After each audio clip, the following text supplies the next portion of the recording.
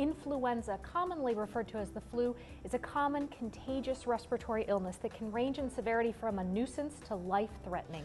And any of you who have experienced the flu will agree that it is not an experience worth repeating. That's why we need to protect ourselves and our loved ones as much as possible. So who better to advise us than Bob Bebko, a friend, a pharmacist, and a regular guest on Health Talk, who will be joining us today. So stay tuned. We're up next.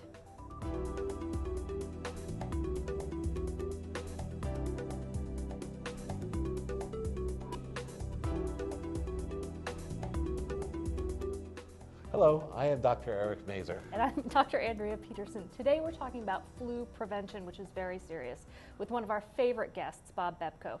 Bob is the Administrative Director of Pharmacy Services for Western Connecticut Health Network. Well, glad to have you back on the show. Thank you. Thanks so much for being Pretty here. soon you'll be sitting in these chairs and we'll switch around. But this is a very serious topic that I think a lot of people really Try to minimize. And as we're beginning to think about entering flu season, I think it's a good topic to talk about the flu again. It's that time of the year again, and even though it's warm outside today, fall is here.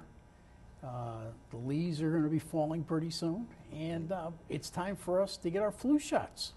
Now let's talk, before we start, about influenza and the term the flu. I know Eric and I both have a pet peeve that the term flu gets bandied around for far too many viral type illnesses, but influenza is a specific Respiratory illness that when you come down with the flu, you know you've got it. It comes on rather quickly. You don't see an onset of coming out like a cold for several days.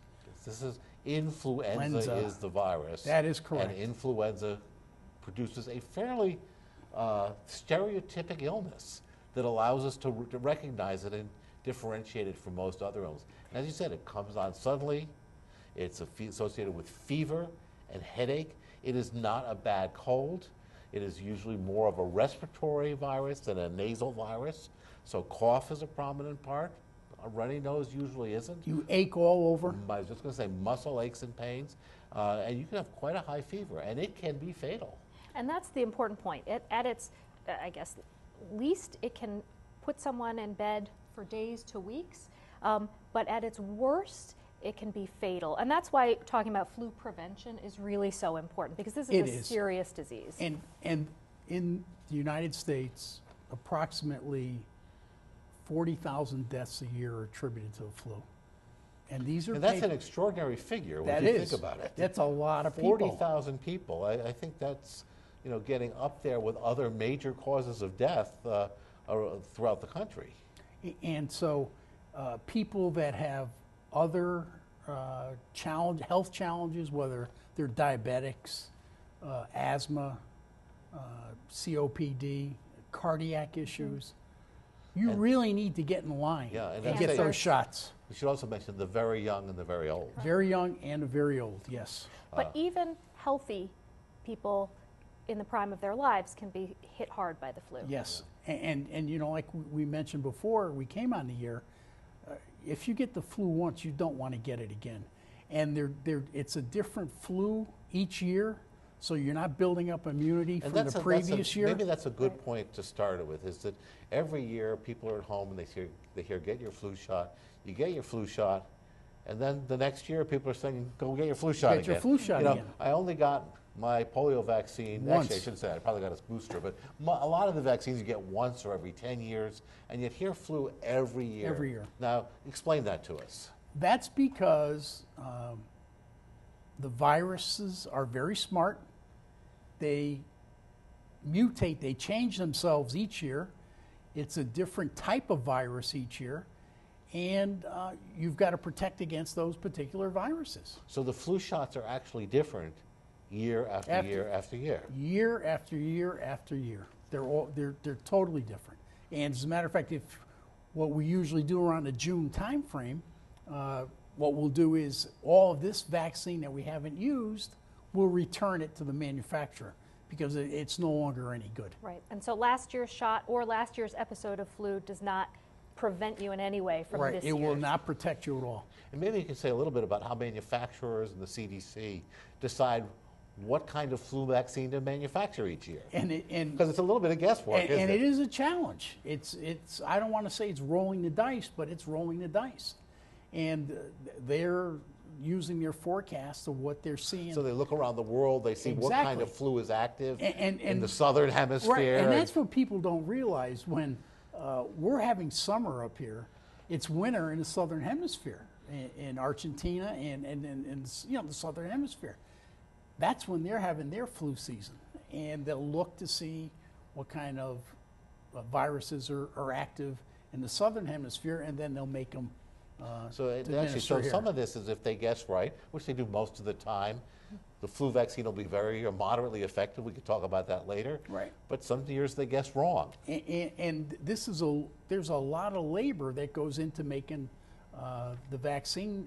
Each dose is actually grown in an eggshell, and it's rather labor intensive, and it takes a while for it to produce. But I think we should say one should not really wait until you're so far into the flu season that it's been determined whether they anticipated correctly or not to get the flu shot. You want to I would recommend that once October rolls around, you go get in line for your flu shot.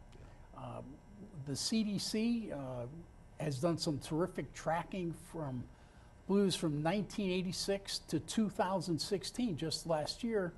And what they found was that January, highest flu month, March, then December, in terms of cases.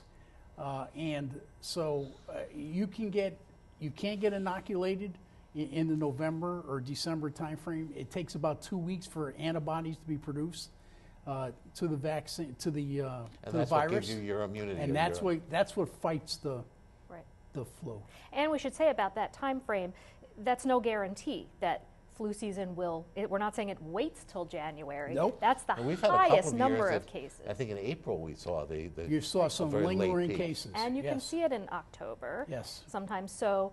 But those are the peak months. Those are the peak months. But to be ahead of it, get your shot early. And you should be ahead of it. So like you say, come October, the change of seasons, go get that flu shot. About for the last decade, we've seen changes in the recommendations for who gets the flu shot. Healthcare workers, people over 50, people under 2, pregnant mothers. Now it's changed to virtually everybody, hasn't it? It is everybody. It's how about is there a children, infants? There's doses for that. So really, particular age everybody group. should speak to their Everybody provider, should their get doctor about getting a flu shot every year. Every year. Every year, including pregnant women. I want to say that. Yes. Again. Yeah, that was. The young, their immunity hasn't been. It's not fully developed yet. Their immune system, so they need help. And the old, and I use that term very gently now. The older folks. Yeah, watch yourself.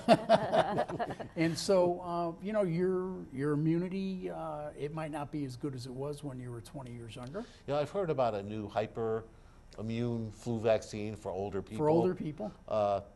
What do we know about that? Very much at this point? We see that we have a small group of patients in the organization that mostly people in their 70s and 80s will administer that to them because their immune system, it's not functioning like it used to.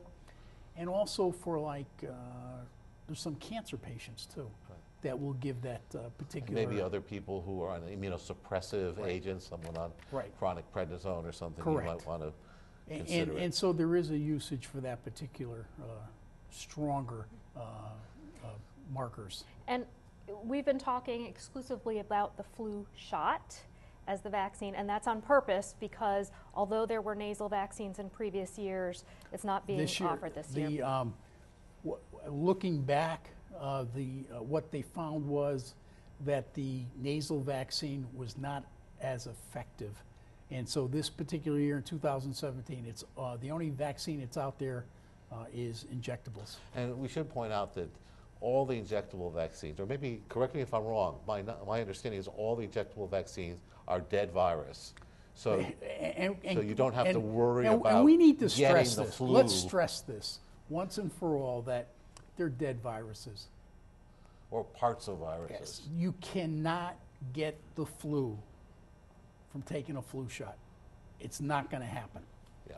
That's not to say that some people may get some local reactions Right. at the Even shot. a low-grade fever for Yep. a day. Even feel a little punky for a day or two, but that's nothing like getting the flu. Exactly. And in that sense, there are other vaccines we use which are live viruses. I guess the zoster vaccine. Yes. And there are precautions you have to worry about who you see with that vaccine, because you can give a mild case of chickenpox. to Chickenpox, people. yeah. But the flu vaccine is dead, and so anybody can receive it safely unless Yes. they're allergic to something, a component. And that's what, again, that we discussed a little bit before we came on the air.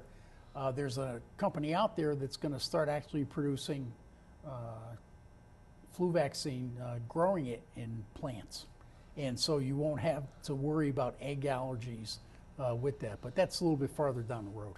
But Exciting. this is can't emphasize, this is a disease that kills 40,000 people a year. Makes In a this lot of people miserable. It affects the economy with people not being able to work.